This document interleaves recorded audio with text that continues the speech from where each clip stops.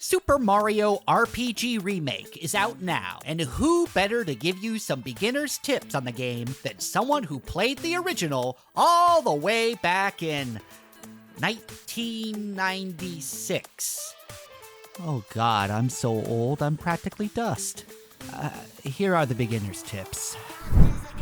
First of all, you should get well acquainted with the gameplay mechanic that holds Super Mario RPG together, the timed button presses, otherwise known as action commands. During your attacks, you can press A at a precise moment to increase the damage of your attack. Each attack will have its own moment where you need to time your button presses. But to make life a little easier, this remake added an exclamation mark to show you that moment when you should press A. Once you got the hang of the timing for that attack, the exclamation mark will go away, so it's sort of like training wheels to help you punch things better. There are also action commands that apply to your special attacks as well, as moves like Mario Super Jump can be made more deadly by properly timing the button presses with each jump. Some special moves may have different button inputs, such as spinning the control stick or rapidly pressing A instead. There are also action commands that could reduce the damage that you take from enemy attacks by pressing A just before an attack hits you to block it. If you nail the timing on these blocks, you'll sometimes be able to completely negate any damage that the attack would have done to you. That exclamation mark from before will show up here as well to help you get this timing right. Just be aware that there are some attacks that can't be blocked. Now, when you get the timing right on these action commands, a circular meter in the bottom left corner will start to fill up. Once it's full, you'll be able to unleash a powerful super move. In the beginning of the game, this won't seem too impressive, but once you have a full party of 3 characters, this full meter will let you perform a triple move. Upon pressing the select or minus or whatever it's called now button, you'll see a cutscene that you can thankfully skip that will lead to your party hitting the enemies with a strong super attack. Each combination of 3 characters has a different triple move, so give them all a try. Now, every character in Super Mario RPG has their own special moves, but using them will cost you flower points, or FP, which is this game's version of MP. Unlike other RPGs, characters don't have their own individual FP amounts. Instead, everyone shares a singular pool of FP, and if it all gets used up, then no one can do special moves. Be sure to keep track of your FP, and don't waste it by spamming special moves. If you do run out of FP, make sure to have plenty of syrup items in your inventory. These can be bought at the item shops, and it's a good idea to have some around for when you need more flower power. Super Mario RPG is a classic style RPG, which means that you should be checking out the item shops at each new town for new gear.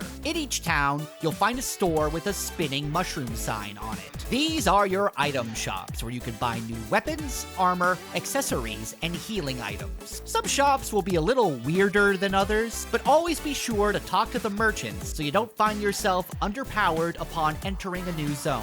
Now let's talk about how leveling up works in Super Mario RPG. Like a regular RPG, when you earn enough experience points from battles, you'll level up, which will give you a variety of stat increases. However, not every level up will be the same. Each time you level up, you'll have the option to choose one of 3 bonus stat increases. You can either increase your HP, your physical attack damage and defense, or your magical attack damage and defense. Pay attention to what these bonuses are offering, because sometimes one of them will offer a dramatically better increase to your stats than the others. For example, you may have the option to increase your HP by 5 or 6 hit points instead of 3 or 4. Or you may be able to buff up your physical attack damage by 2 or 3 instead of 1. So watch these bonuses to make sure that your party members become more effective.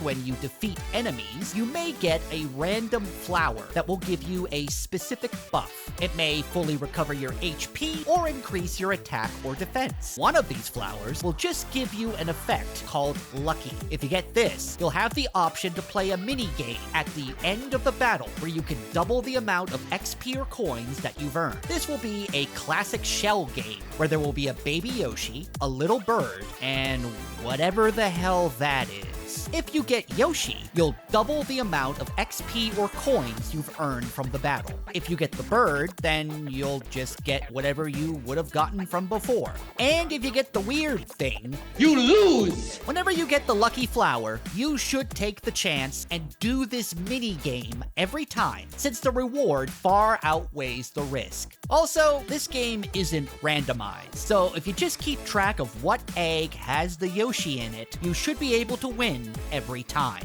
Finally, since this is a Mario game, you can jump up to hit floating chests to score items. Now, sometimes you'll get an item that will go right into your inventory, but other times you'll get things like a mushroom that will replenish your health, or a flower that will replenish and increase your flower points. Occasionally, you might even get a star that will give you the classic Mario star effect that you can use to mow down enemies without having to battle them. And yes, you'll still get the XP that you would have gotten from battling them, which means that you can level up from using one of these stars. There are also chests that will be hidden throughout the world, and they can sometimes have great items inside. So jump around every area to find them, or if you really want to track them down, you can get a signal ring early on from a pushy guy in the basement of the Mushroom Kingdom item shop that you can equip that will alert you when a hidden chest is in the area. For more Super Mario RPG coverage, check out thegamer.com. Thanks for watching, and we'll see you next time.